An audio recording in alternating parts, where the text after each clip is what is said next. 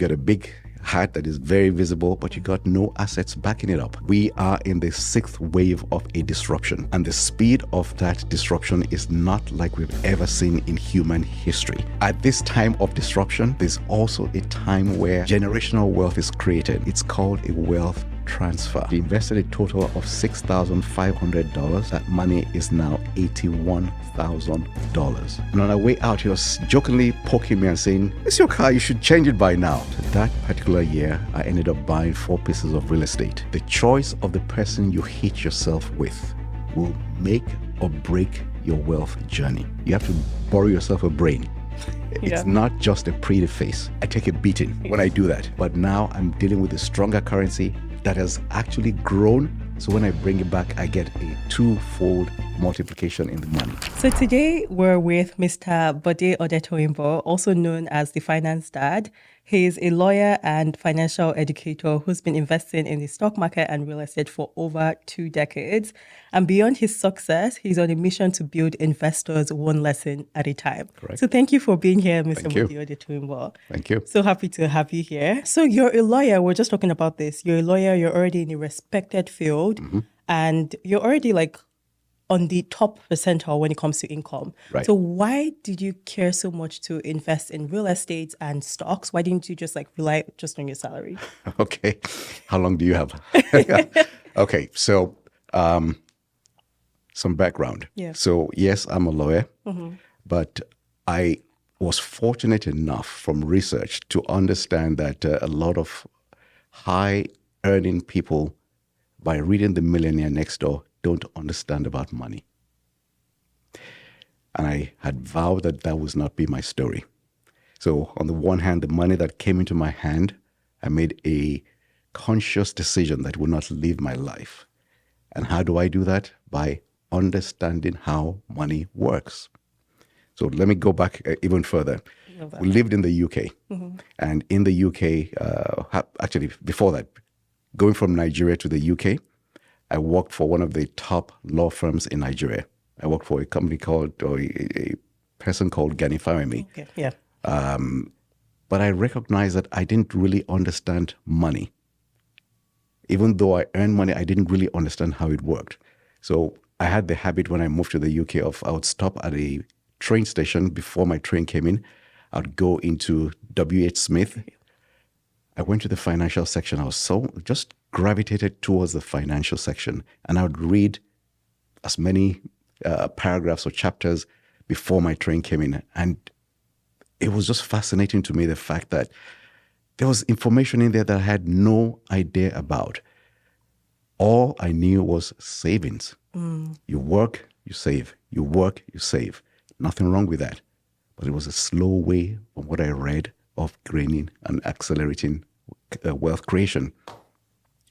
So I then read the book, The Millionaire Next Door, and boom, all of a sudden it's like, how come nobody told me about this? How come I didn't know about this?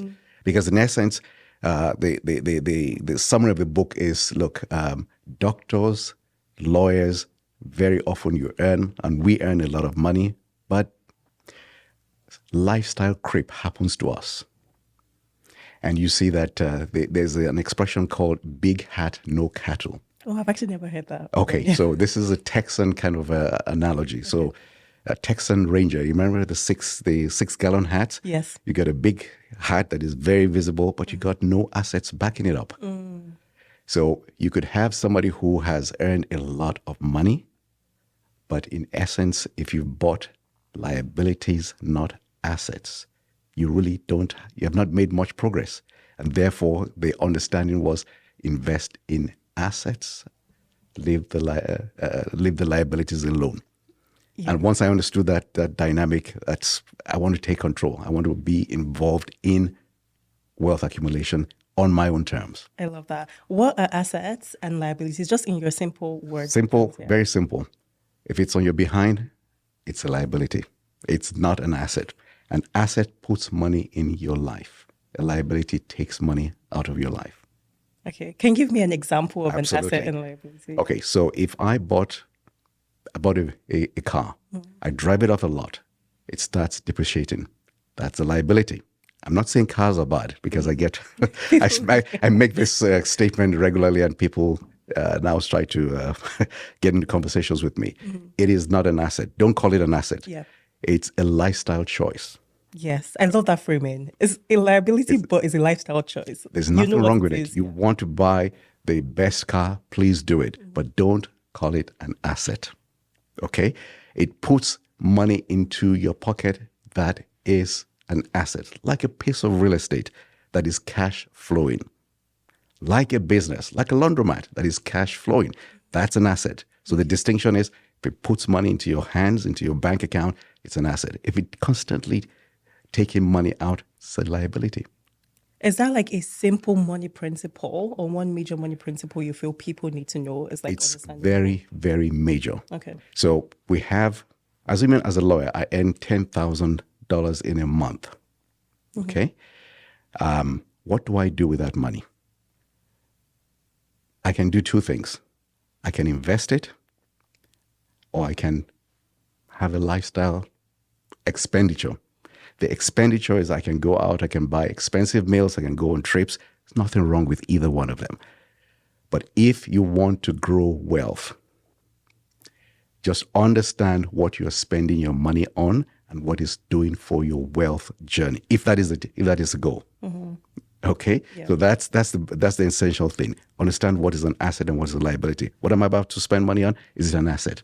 Am I adding to my asset column? Okay. Because the overall thing is you need to have a bigger input into the asset column than the liability column to become work optional. I love that. That's the key. Yeah. Having the ability to become work optional means your balance sheet, if you think of yourself as an accountant or as an accounting page, the asset column needs to be bigger than the liability column. Okay. So you need to have things that put money into your life as opposed to things that just are constantly taken out of your life. For someone who doesn't hears the stock market and doesn't really understand it, because I've met people who they hear about stock market investing, they just don't understand it. Right. In plain terms, how do you explain the stock market? Just like an easy way to explain it, put things into perspective. Okay. So an easy way to explain the stock market is this. And let me use my example. Okay. I grew up being told that the way to actually become wealthy was to save. Nothing wrong with that. Yeah. But that was for a different generation when inflation was stable. Okay? When you save, that means you worked. When you invest, that means your money is working for you. Okay. Okay? The purpose of investment, the purpose of money, if you understand it well enough, the purpose of money is to go out after you have worked, to replicate, to multiply, to bring home money that looks like it. That is the job of money. And how do you do that? You do it in the stock market. So what is the stock market? The stock market is where companies, essentially companies, whether they're private or they're public, where they have actually, where they want members of the public to participate in what they do. Okay. So there could be a grocery store like Walmart. Yeah. There could be like Microsoft or an Apple. And they say, look, buy a portion of us. And when we do well, we will reward you. Okay. So if you bought, for example, the shares of Microsoft 5-10 years ago, the value has gone up. When Microsoft does well, you do well. And how do you do that? By investing in the stock market, by buying the shares of Apple or Microsoft. They do well, you do well. Quick one, this podcast is about wealth on your terms. And for a lot of people, that includes real estate. I'm a licensed realtor in Ontario, and I help people think strategically about how real estate fits into their overall wealth plan, whether that be buying, investing, selling, renting, or just making smarter decisions. I'm going to be there to guide you through the numbers, ensure you understand the trade-offs and opportunity costs so you can make informed decisions with confidence. So if you're interested in real estate, check the link in the description box or show notes. And while we're at it, if you're finding value from this podcast, please please don't forget to hit the like button and subscribe if you're watching on YouTube. And if you're listening on Spotify or Apple Podcasts, don't forget to hit the follow button and give us a 5-star review. It really goes a long way and it ensures that we're able to put out more episodes for you. And I really appreciate it. Let's get back into the video. I love that. I love that simple example. It's like you're investing in a company or a business and then you benefit from their success. Absolutely. And it's good for people to invest rather than just save their money, especially because of inflation. You need to invest. Absolutely. And then you can invest to then have more assets, like you mentioned. Correct. Yeah, I love that. So I'm going to go into like stock markets because you've been investing in the stock market for like how many years now? Probably about 3 decades now. That's insane. And I've just given away my age there. no, it's fine. It's fine. Right. You spotted some companies very early. There's Nvidia. I actually learned about Nvidia from you. This was years ago, like just maybe 3 years before the hype came. Right. Even with Shopify, I had your daughter here, Bode Odetoyinbo, and she spoke about how she was investing in Shopify years early. Right. And that actually, I think the money almost 10x, and she was able to invest that money and put it into buying her first property by the age of 23. And I know you also had invested in Amazon years ago, like many years ago. Correct. How do you decide a company that's like worth putting your money in? How do you pick these quality stocks? Okay, so that's first part. You need to be interested in doing your research. Okay. Let me rephrase that. This is how I decide. Yes. As an investor, you need to do one of two things. You need to decide whether you have the time, the energy, the interest in becoming involved in researching companies. Okay, to buy individual stocks. In other words, are you going to invest in what is called an index that will track the market? Or as an investor, do you want to actually research the companies? And for example, in the American market that I invest a lot in, just on the NASDAQ, I think there are 5,000 companies. Do you want to do the research and understand which are the companies that are worth investing in? Once you make that decision, then it's not work any longer. Once you make the decision, for example, like myself, that I want to research companies, it's not work any longer. It's just part of what I do. Question, let's just take it back. What's the difference between an index and then investing in individual stocks? All right. Okay. So an index. So if you have 5,000 stocks, there's been this creation that allows you to invest in each one of those companies or a section of them, for example, in the technology sector. Say, for example, stocks of Microsoft and Amazon and companies like that. There'll be, for example, the 100 best stocks of those companies, and then the index would they'll create an index that would track whatever they're doing, you're doing. Okay. So you invest, and their returns over time will reflect your performance. Whereas an individual stock of, again, Microsoft or Shopify or whatever, you buy the stock, Shopify does a 20% return, you get a 20% return because you bought at least one unit. Yeah. Okay, so just think of it from this perspective. You buy an individual, whatever the individual stock does, that's what you do. You buy the index, you get an aggregate of what they're doing, that's your return. I see. Okay, so the simplest thing to do is to buy the index. And there are many flavors of indices. So you decide what you want to do. I made the decision to buy individual stocks because I enjoy researching. Like I told you, I grew up in a library, so I was groomed to learn how to learn. Okay. So what is my process for investing in the stock market in individual stocks? I love disruptive companies. I love technology companies. I invest predominantly in technology companies. If you look at any news headline today, it's technology companies that are fundamentally involved in disruption. Yes. Especially artificial intelligence companies. We are in the 6th wave of a disruption in the world. And the speed of that disruption is not like we've ever seen in human history. Yep. You can do one of two things. You can either be afraid or you can understand that things are going to change very dramatically. So wake up and get involved, and the disruptors will make you generational wealth. So when I was in the UK. We heard of this company called Amazon. That was like how many years ago? This was 30 years ago. Wow.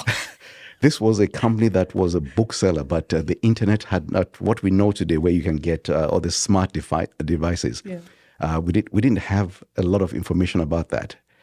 But there was this bookseller that was doing things, and it was the share price was doing unbelievable things.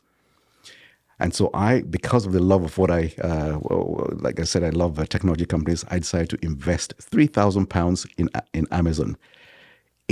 I forget the time frame, but it doubled, unheard of, in less than a year. In less than a year. It doubled in less than a year, and I was like, okay, I need my money back. Yeah. So I sold it. Mm-hmm. Okay.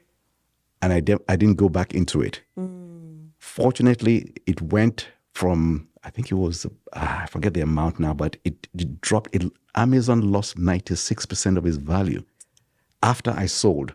Interesting. So I made money, Yeah. but I should have gone back in, but I didn't, because I let the fear of the disruption, I let the fear get the better of me. What I know now, disruption is a passport to more.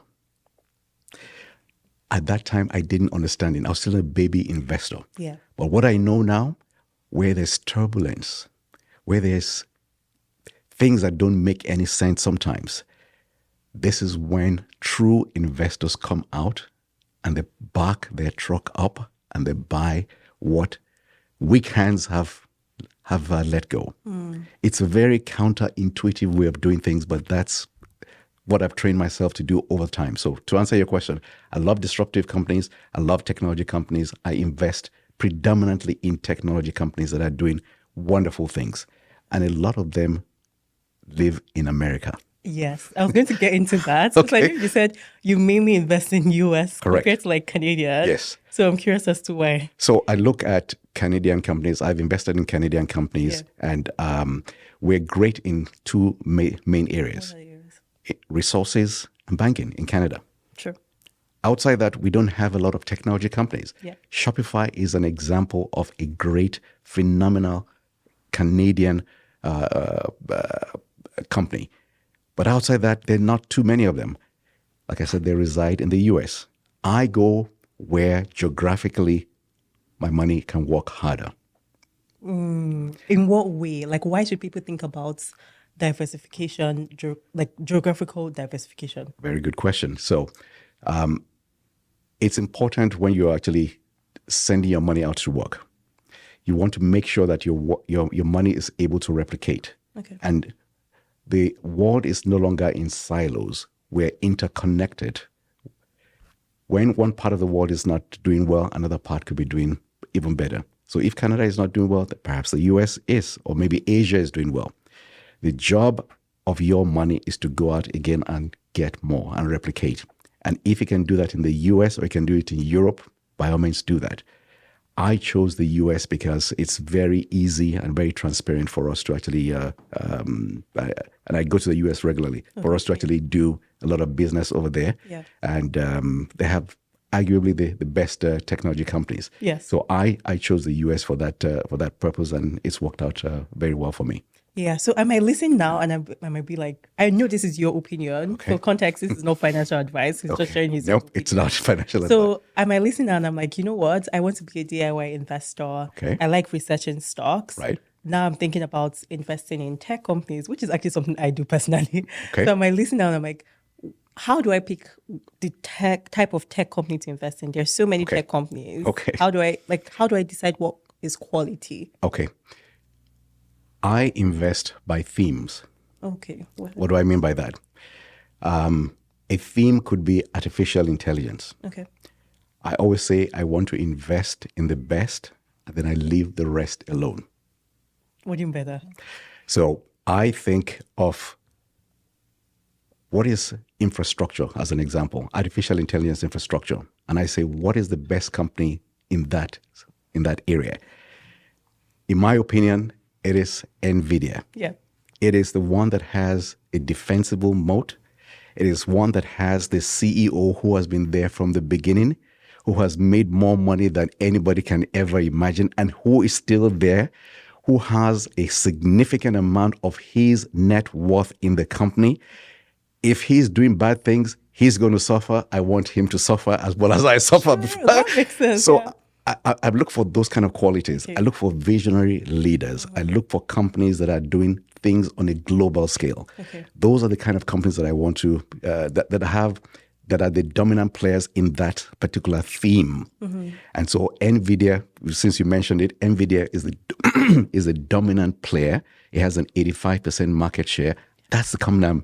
That's where the bulk of my money in that theme is going to be parked in. Yeah. Okay. Once upon a time, Shopify as well was the theme. Yes. Okay. Around COVID, they did phenomenally well. Yes. They were the best operators. Again, they had a founder who had made so much money, but was still there, was still in the driving seat and was making decisions about the company. That's for me it's a trigger. It makes me want to invest in companies like that. I guess they're disrupting the market. They're actually doing things. At one point, Shopify was valued more than Royal Bank, a company that had been around for over 100 years. Those are the kind of companies I'm interested in. So those themes, whether it's shopping, whether it's e-commerce, whether it's biotech or whatever, I look for the themes, and then I look at the players in the theme, and then who is the best player, who is the best operator, is that owner, founder still in operation. Jeff Bezos, for example, owner, founder, there is still there. Yeah. He just left about less than 5 years ago, but he's still in the background, still owns a significant amount of the shares. I look for institutional ownership. What do you mean by that? So you have, if you have BlackRock as an example, Yes. BlackRock is one of the biggest institutional investors. Yes. You give your money to BlackRock, they invest in companies. Okay, you can see on a quarterly basis what the institutions are buying. Okay. Let me give you an example. One of the biggest investors in the stock market is BlackRock. Once upon a time, BlackRock was talking trash about companies like Palantir. They're one of the biggest investors, as well as several of these other managers. We're talking, this company is rubbish, is garbage, is this, is that. But they have been talking through both sides of their mouths. They're saying things and then they're buying the shares. Wow. So if you see what they're doing, these are guys who are the market movers. Yeah. They're the guys who will buy $1 billion of shares in a company. They're the ones that make the market move, well, in either direction. Yeah. So I look to see what they're doing. When I see and understand what they're doing, despite what they're saying publicly, Yes. because their actions are completely different in many cases from what they're actually doing, then I understand, okay, I need to put this down. I need to make a note. And then I track to see what have they done over the last 2, 3, 6 months. If they continue to increase their holding, I get excited. If they're offloading, I try to understand why are they offloading. Okay. Is there a change in the business? Is there, and I say this, sometimes you see disruption. Like when Trump came in, you have companies that lost a lot of value. Yeah. So the question is it a broken stock or is it a broken company? Oh, okay. If the stock is broken, does that mean it is broken for all time or is that an opportunity? So once you understand that it's a broken stock,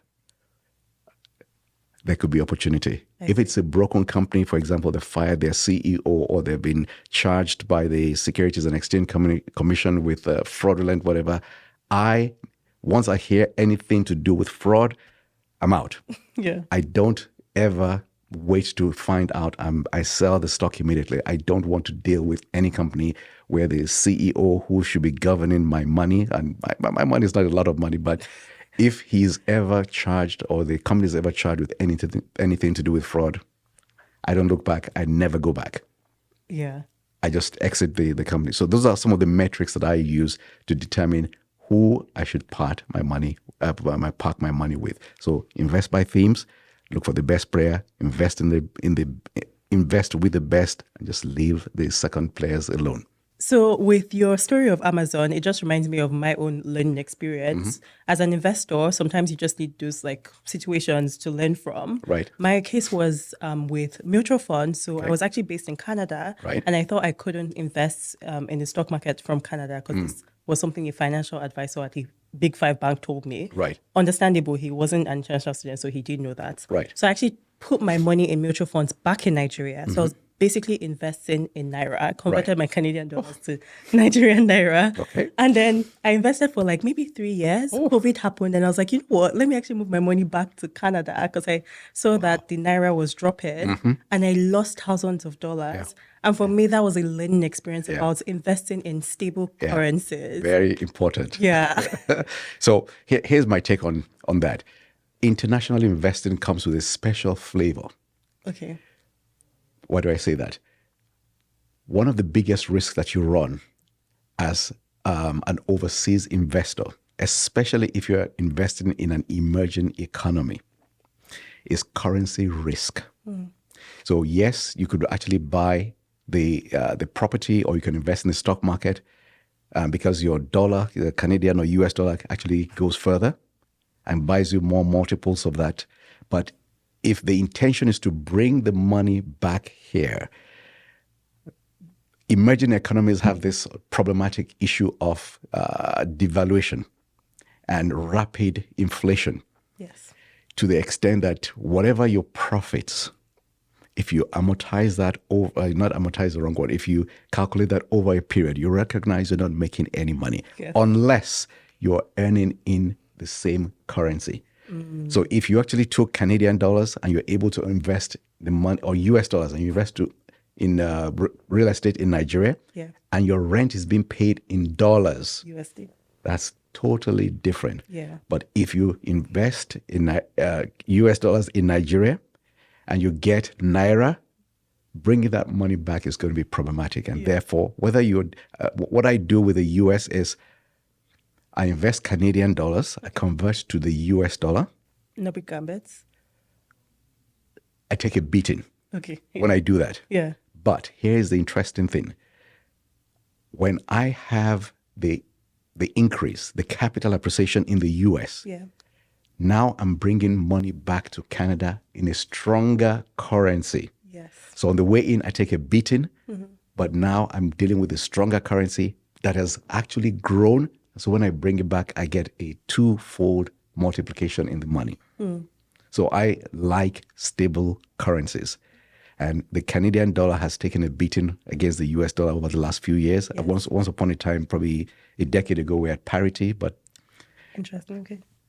we haven't seen that in a long time. So I take a beating on the way in, but on the way out, I get that additional torque in the money. Yeah, I love that. So it's not just about investing; it's also investing in a stable currency. Very, that very was like important. my first learning with Very investing. critical.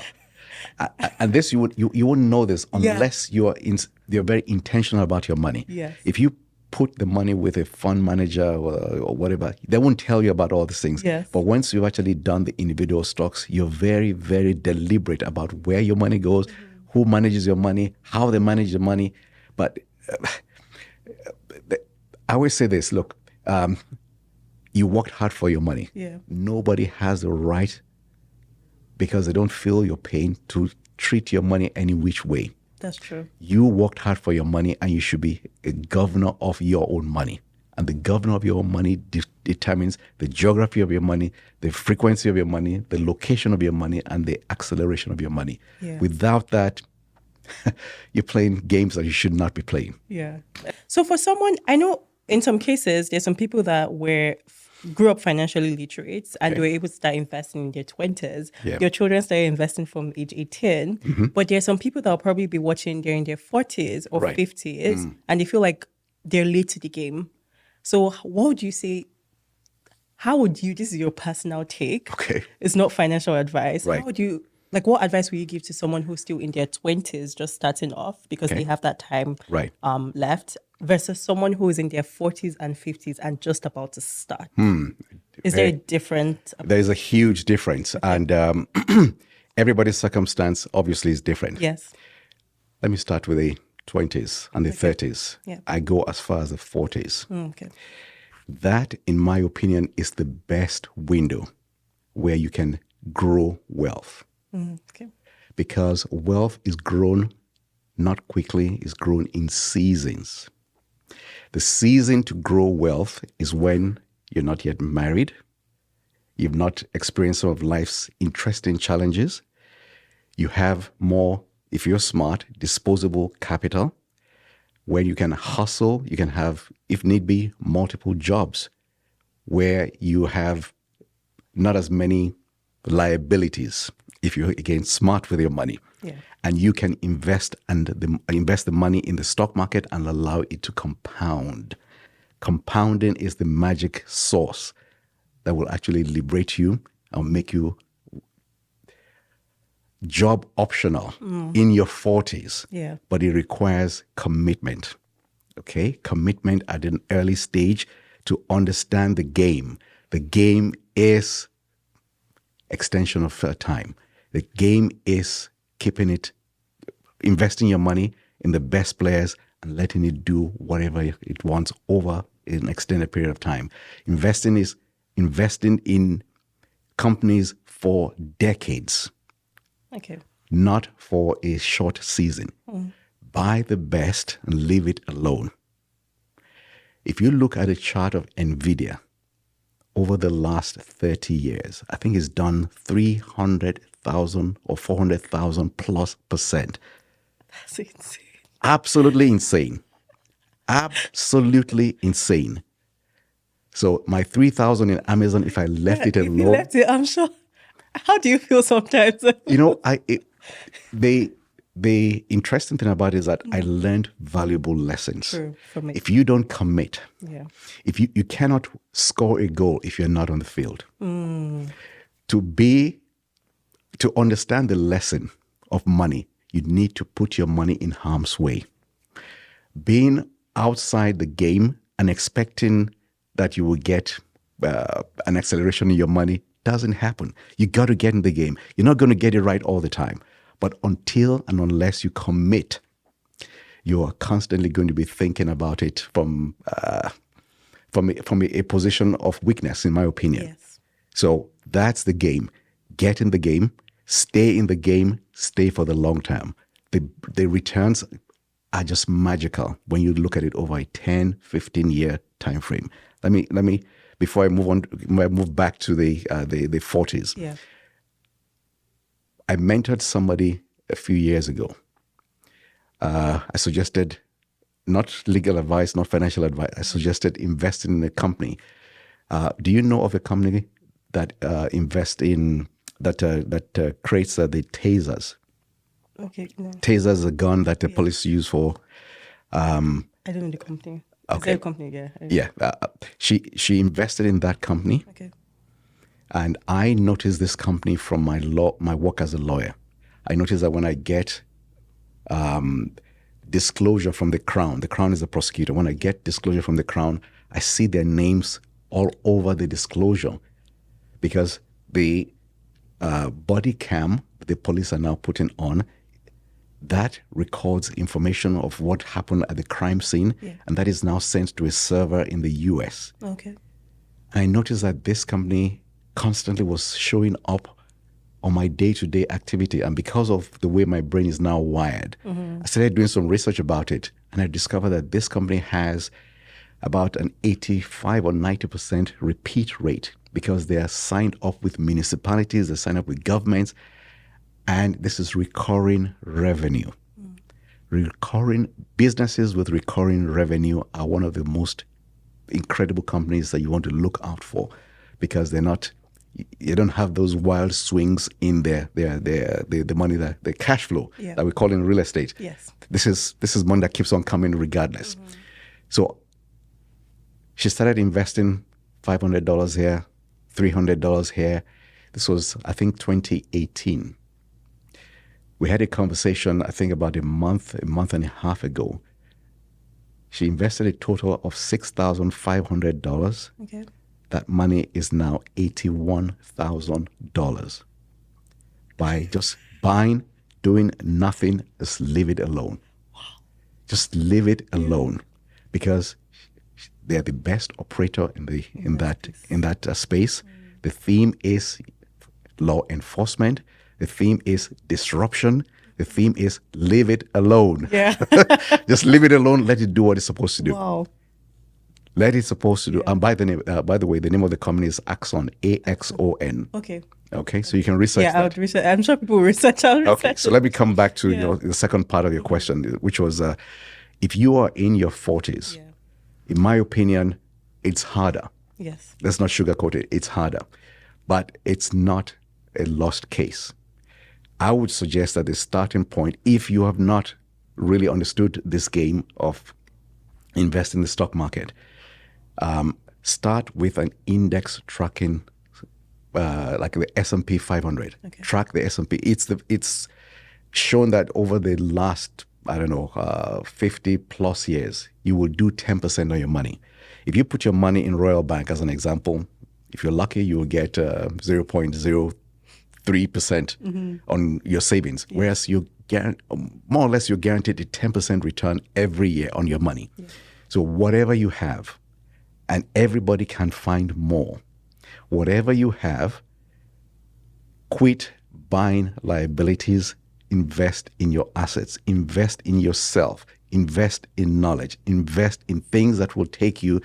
The retirement destination is imminent. Yeah. So think about it. You have an obligation to yourself to accelerate what you're not doing or what you haven't done, because retirement is looming, and your job is to make sure that when retirement comes, you're not relying on Ontario pension plan only.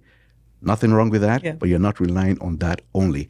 You actually have put aside something that will keep on putting money into your life. I love that. How about someone in their 50s? Same deal. Okay, yeah. Same deal. If you don't own real estate, if you have not invested in the stock market, it's got to be a wake-up call. Yeah. Relying exclusively on old age pension or the pension plan is a passport to struggle. I'm sorry to put it that way, but that's the reality. So you have to understand how the game works. The stock market is the best game in town.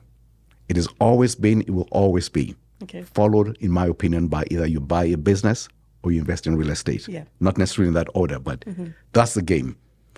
Understand the game, be a participant in the game. You cannot be a visitor in your own life and expect a different result. Yeah. That's just what it comes down to. You have to, it's a contact sport, and the contact is money. Yes. So if you have a limited income, look for ways of increasing your income. And the money that has come into your hands, don't let it live your life. Put it in where it's going to go out and do what it's supposed to do. Let me summarize it by saying the job of money is one thing. Its job is to go out and replicate. And if you listen quietly enough, money has one saying: you take care of me today, I will take care of you tomorrow. That's all it's telling you. Take care of me today, I will take care of you tomorrow. You don't take care of me. That's on it. I've been speaking to you all this time, but you don't listen. I love how you talk about money. We just talk about money casually, but there's a different way you think about money. And I think it's just going to flip something in people's brains. So I love how you talk about money. I hope so. Yeah. I hope so, because I see struggle that it bothers me. Yeah. I see my colleagues, some of my colleagues that struggle. They earn a lot of money. And let me give you a story. Must be about 11 years ago, I attended a friend's home, and one of my colleagues joined me there. My car was about 7 years old at that time. And on our way out, he was jokingly poking me and saying, "It's your car, you should change it by now." And fortunately for me, I know how to guard my tongue. So I shut up. And as it turns out, that particular year, I ended up buying 4 pieces of real estate. Roll forward to this year, I got a call from my colleague saying that he's been sued. He had invested in a pre-construction piece of real estate. Yeah. This is the lawyer who was being sued because he closed the transaction. Within a few months, he promptly realized he could not afford it. And then went back to the builder. They sold him something else. And now he's actually looking to, he was not able to sell the original one because it's now valued less. Yes, yeah. And he just, Because you would think at that point that, lawyers in this situation with pre-construction, they would have enough like money to just put down in cases like that. Yeah. I see it, and I represent people who have been sued by builders who have bought a dream home, but they bought a dream, but they don't have a home. Yes. Because the market has changed. The real estate market, if one really understands the way the market works, especially here in Ontario now or in Canada, the game has changed. And until and unless a person really understands the game, you keep on buying a dream from 3, 4, 5 years. Yeah, it goes. The numbers are the only important thing. If the numbers don't make sense, it's nonsense, in my opinion.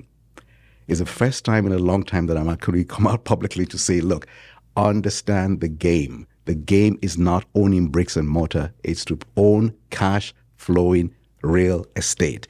The numbers must work. If they don't work, you must walk away. Yeah, I love that because I was going to ask a question about the real estate market, Okay. how you feel about it in this period. But with what you're saying is like only the numbers make sense. The numbers, Yeah. I don't care if the building is as ugly and as smelly as it comes.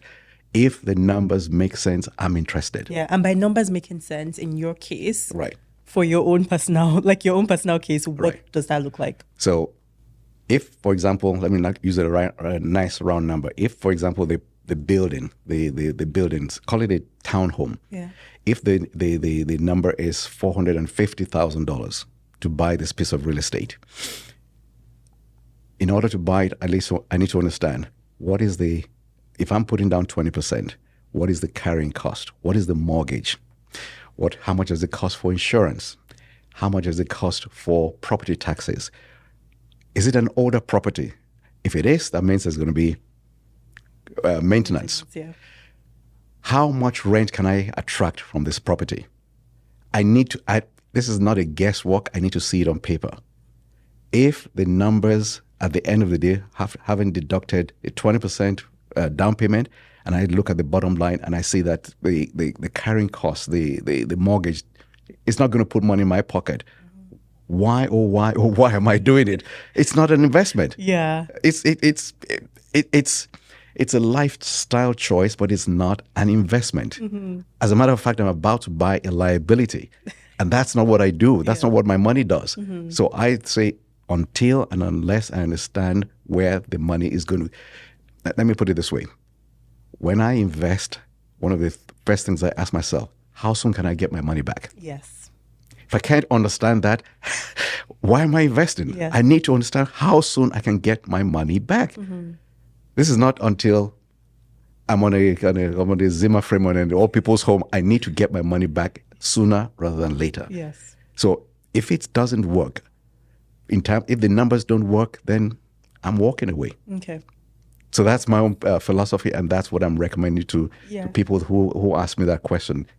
I agree with that take. Okay, For me, right. I'm more of my property is more cash flow play Right. than appreciation. Okay. I feel like appreciation personally, Okay. I feel like it's a gamble because you never know what could happen. Absolutely. Years ago, appreciation was an interesting play. People made a lot of money. Right. But as Was it time sustainable? changes, Yeah. things. Yeah. I love how you Yeah. put it. It's like people are making decisions based off of what happened 5 years ago or 6 Right. years ago. And things have changed. Even just thinking about it, we have Trump now in the States. Yep. Trump wakes up, decides something or makes a new policy. It affects Canada. There's so much uncertainty this Right. period. Right. So as long as you have cash flow and you know the numbers make sense for your financial situation. Absolutely. For me. Now, let me also say on this point, Okay. the market, in lots of cases, the investments don't make sense. However, if you are a cash flow investor, Yeah. and you should be, the disruption in the market also creates opportunities. Yes. Okay? Yep. So I'm not saying you're about to participate in taking assets off people, but the reality is that somebody else will. So at this time of disruption, there's also a time where generational wealth is created. Yep. Whether it's the stock market or the real estate market, at the time of turbulence, it's called a wealth transfer. I love that framing. Actually, I love that. It's a wealth transfer. Weak hands release assets. Prepared investors participate in what they offer to the market. That's it. Yeah. If you can understand that, everything I've said, that's a summary. Yes. Wealth transfer, weak hands, investor mindset, you can do well. I absolutely love that framing. It's so funny because I created a video on Reels just talking about how right now there are a lot of distressed sellers. So for people that actually have the capital Right.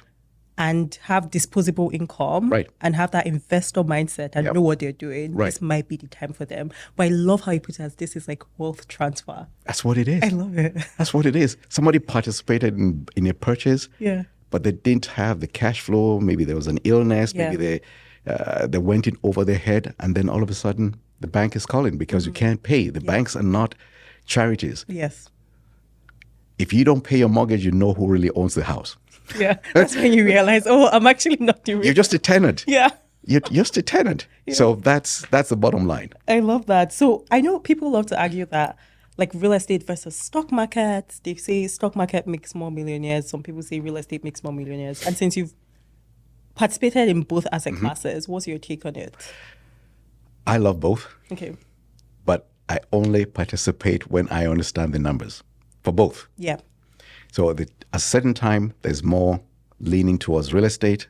Other times, more leaning towards the stock market.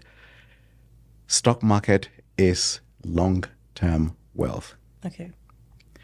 Can also be short-term wealth. Real estate is leverage for long-term. I love that. So the bottom line is I love both asset classes, but I recognize the seasons. I invest by themes. I recognize the season and I deploy cash as the season and the theme manifests. You must read news regularly and Every read day. a lot. Yeah. Every single day. Every single day. I mentioned that I grew up in a library. Yeah. And I'm not kidding. Every single day I read, okay, as a lawyer, you read a lot. Yes, true. But in addition to that, I also educate my financial mind. And the reading is not just picking up a book or whatever. It's also the spoken word. Okay. When the wheels of my car move, I'm in university. The wheels of my car do not move unless I'm listening to something that is educating me. So even on a 5-minute drive, what I can get in 5 minutes can set me up for weeks or months. Let me give you an example. About 15 years ago, the city of Mississauga, where I live, actually had, and I don't know whether anybody still does them, they have CDs. Oh. You don't get them anymore Yeah. these days. Now you have downloadable books, but they had CDs. So part of my investment journey, I actually went to the library and I would borrow financial books, books on CDs, and I'll play them. It got to a point where I'd have to return within 21 days. So I then ended up burning some of the CDs. Yeah.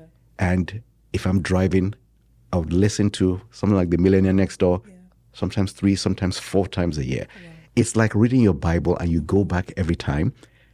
You've read Genesis or you've read Job or whatever, and then you go back, like, I read this. How come I didn't understand what I read? Yes. How come this passage is speaking to me? Yeah. It's no different. Best investors, in my opinion, are readers.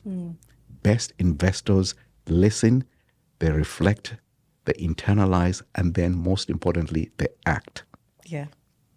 So I read every single day, and I'm very uncomfortable if there's a day that I cannot read.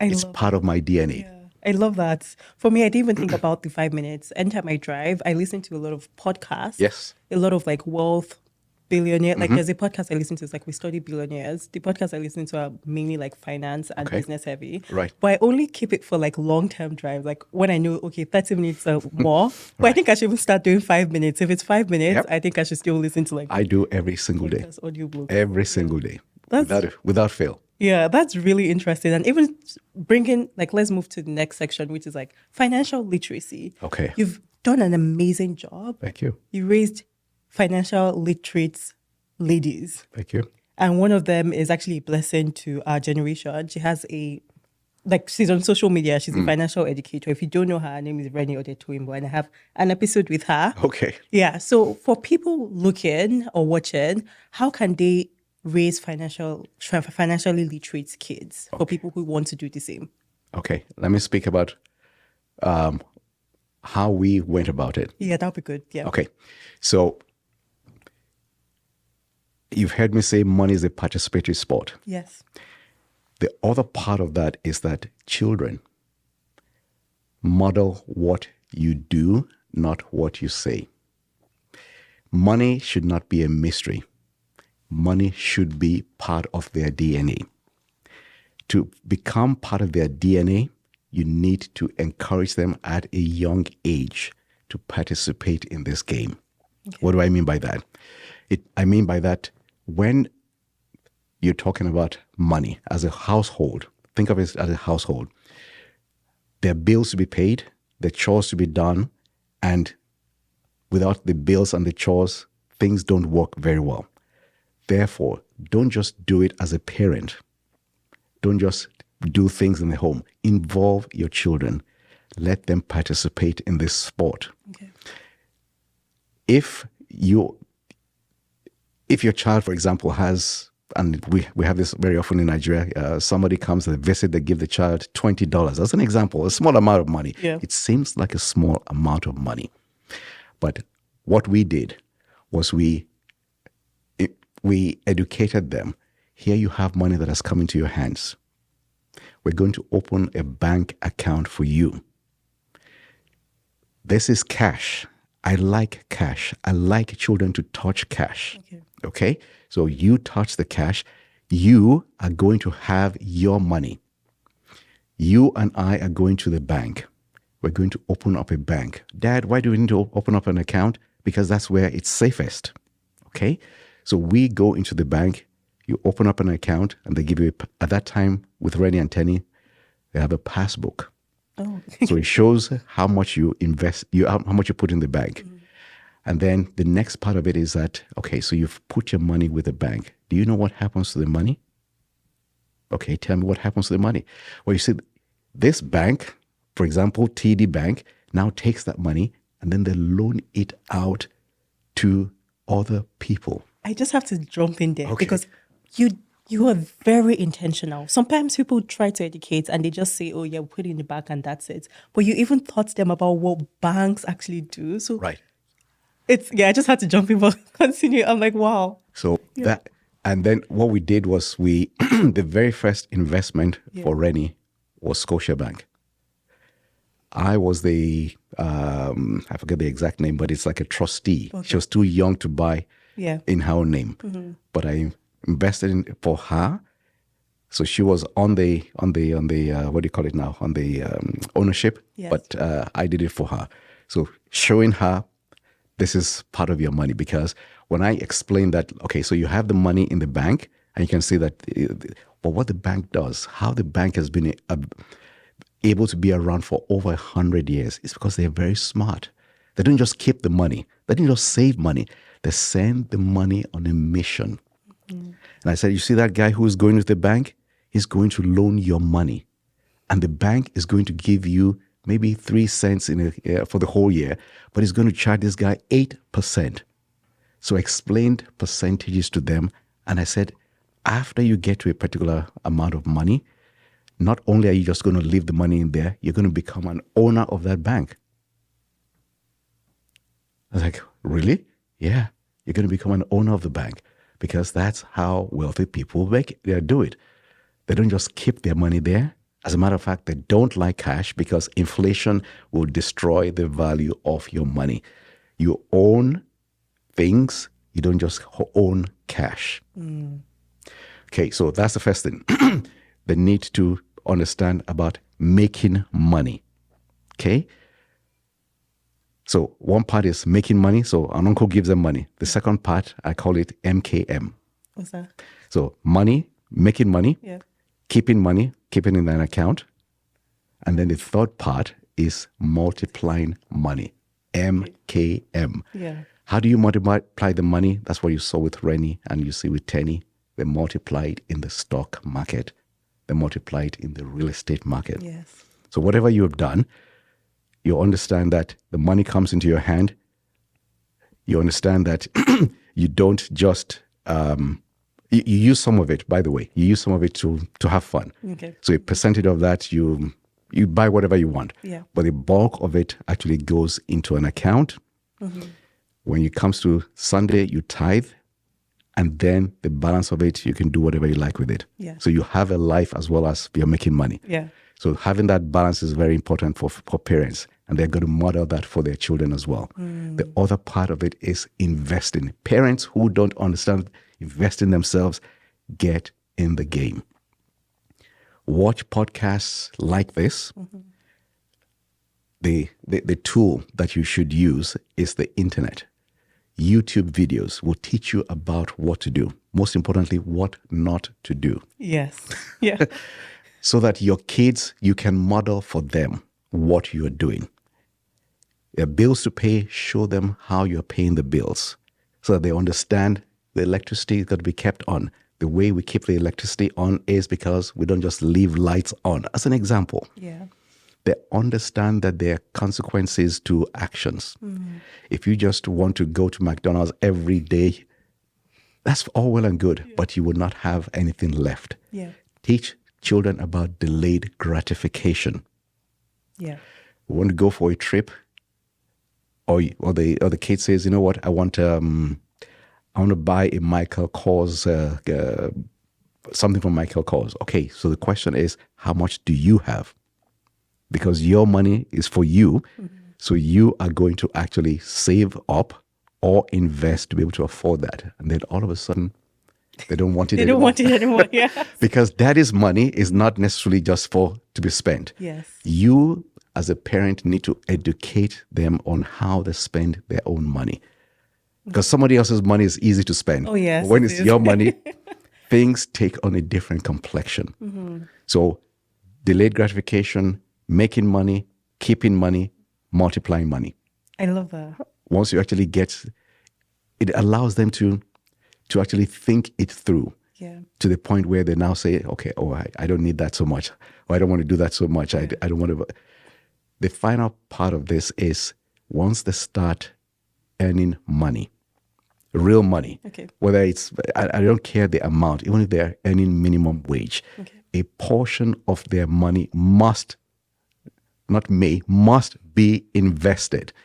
Every single paycheck, because if they're still under your roof and you're not asking them for rent, you're not asking them for contribution for food, you're not asking them for contributions to pay for insurance or whatever, it's the best years of a person's life. Yes. They don't have what I referred to earlier on as those life challenges where where this money comes in and money goes out. Yes. It's the opportunity that you need to educate them about that. Look, these are the best years of your life where you can invest perhaps 80% of what you earn because you're never going to get this opportunity again. So understand it. You must invest it. What I did with Rennie and Tenny, when they earn money, I'm in their face.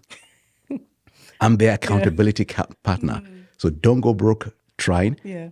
That's accountability. Yes. But I was the original accountability partner. Yeah. So you earn money, what are you investing? Every paycheck, what are you investing? Yeah. And did that to a point, right? I don't do it anymore. The message is part of their DNA now. Yes. They don't need me to invest. I They still ask me from time to time, but The work is already done. Quick pause before we jump back into the episode. This podcast is about building wealth on your terms, and for a lot of people, that includes real estate. So if you're interested in real estate and want to connect, check the link in the description box or show notes. If you find this podcast valuable and you're watching on YouTube, please hit the like button and subscribe button. And if you're listening on Spotify or Apple Podcasts, please give us a follow and leave a 5-star review for us. How important is the partner you pick towards wealth building? It's the single most critical decision you can ever make. The choice of the person you hit yourself with will make or break your wealth journey.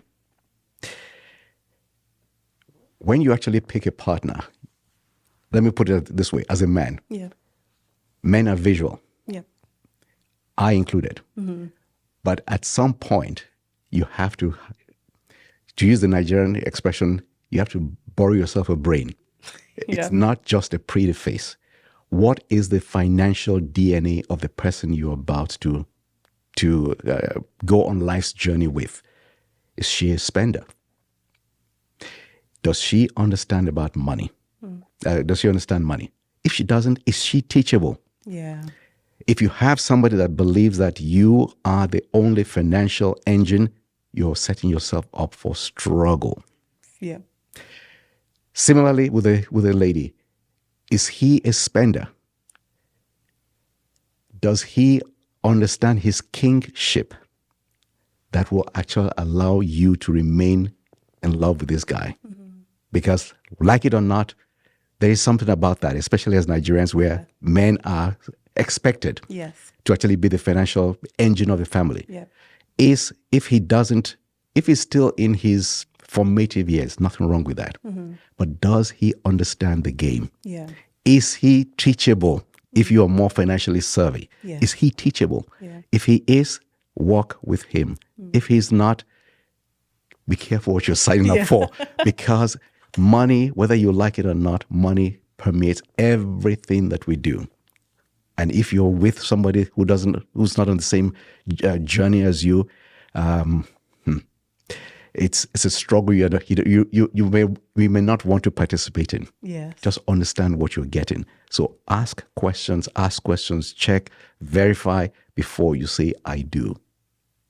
Because if you get in with the wrong partner,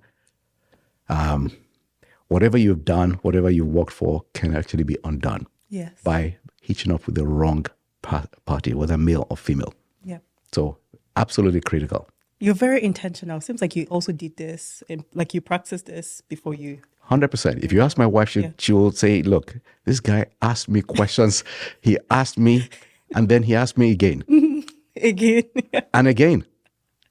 Absolutely. Because it's not a game. It's not a joke. It's not a game. Because if you are going to share the bed of a person for the next 20, 30, 40 years, you need to have money conversations that will set you apart. And if you hitch up with somebody who's comfortable sharing your bed, but not comfortable sharing his or her money, what are we doing here? I love that. What are we doing? Touched on that. What are we doing here? So those are the kind of questions that at an early stage when people are caught in, they need to understand. If they're comfortable with it, that's okay. I think they should do. They should be. In my opinion, they should. But I've met and I know people who didn't ask the question and they're asking after the I do's. That's a more expensive way of finding out. Because you're signing up for a life of avoidable struggle. That's really what it comes down to. It's avoidable. So if you want to sign up for that and you're comfortable with it, you know what? We all have different journeys and we all sign up for different things, but just understand what you're signing up for. Right. That's the bottom line. I love that.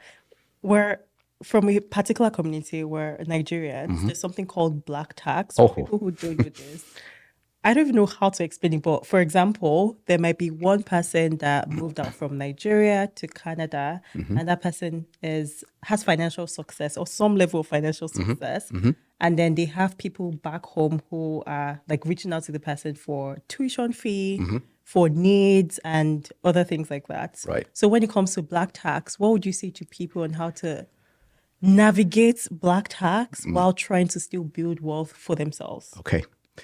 That's a very important question. Yeah. And it's, it actually, it happens not only in the Nigerian community, True, that's true. whether you're from Nigeria, Pakistan, or Bangladesh, or even Black Americans. Yeah. The struggle is real. Yes. What is black tax?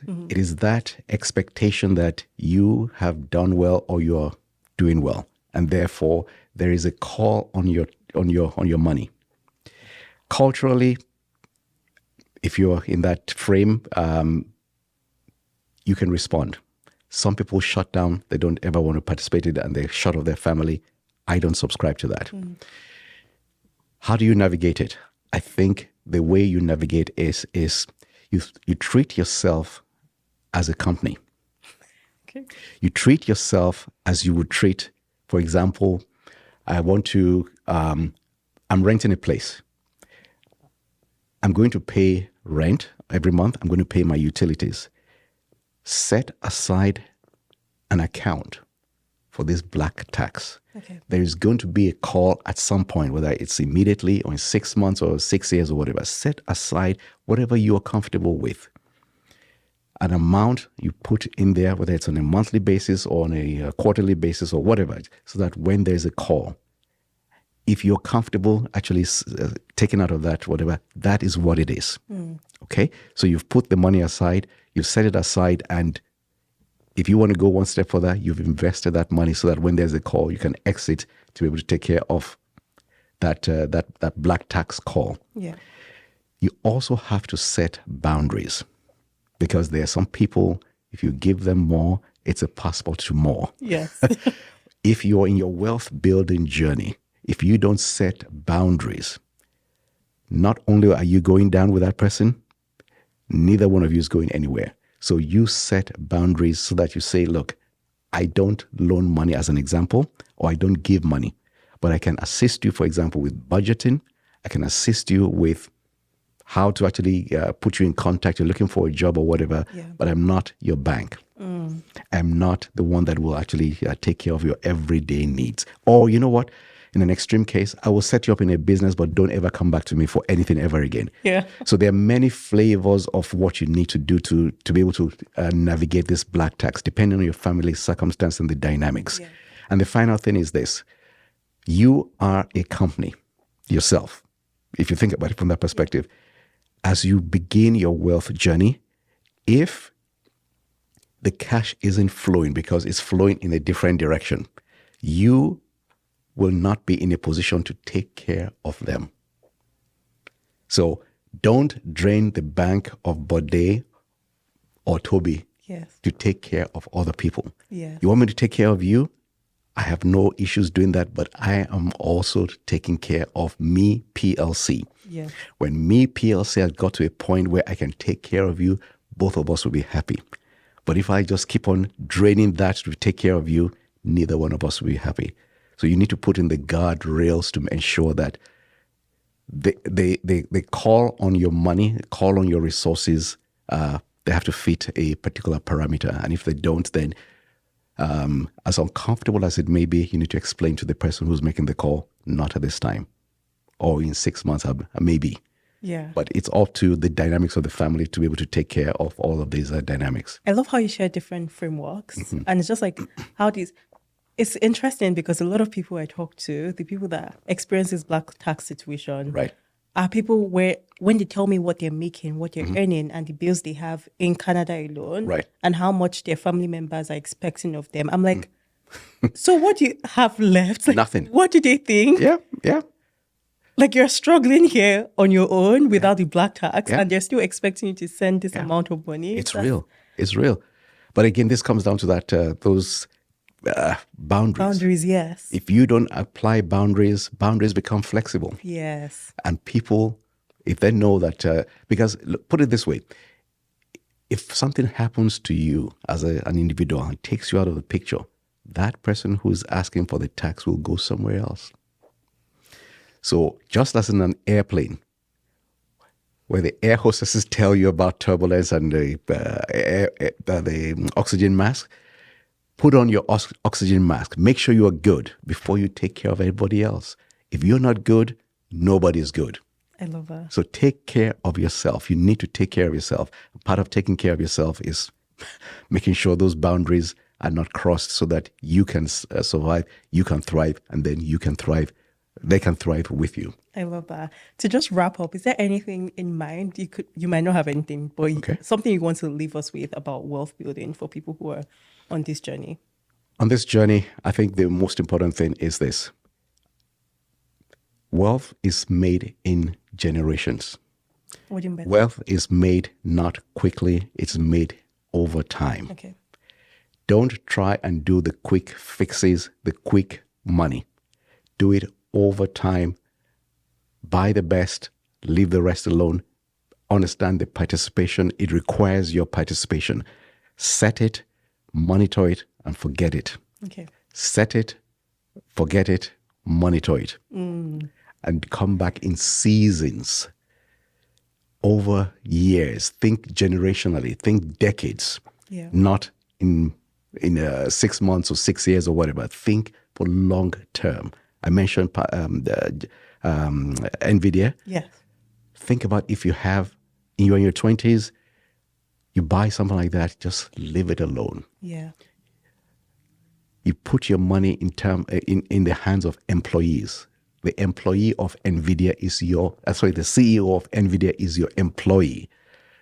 Put the money in the hands of good people that will make you money, that will make your life sweeter in decades, where you can do anything you want for as long as you want, with who you want, and as many times as you want. That's the overriding consideration. That's the game. I love that. That's the game. Once you understand the game, then it makes things a lot better and a lot happier. Yeah. Thank you so much for the gems you dropped. How can people connect with you? Because I know you have your page, and even with Don't Go Broke Tribe. So I have an Instagram page. It's called Bode.the Connect with me on there, and I will be having, over the next little while, I'm going to have a whole series on more ways of actually making money, getting on the financial journey, as well as I'm going to be dropping a lot of legal stuff as well. I have lots of people who get into sticky situations, how to help them understand the game. Okay. Loan money, how do you recover money? If you're involved in a motor vehicle accident, how do you actually make sure that you recover and you do well? How to navigate the whole journey of the insurance. And if you're unfortunate enough to actually get caught up with a criminal allegation, how the legal system over here works.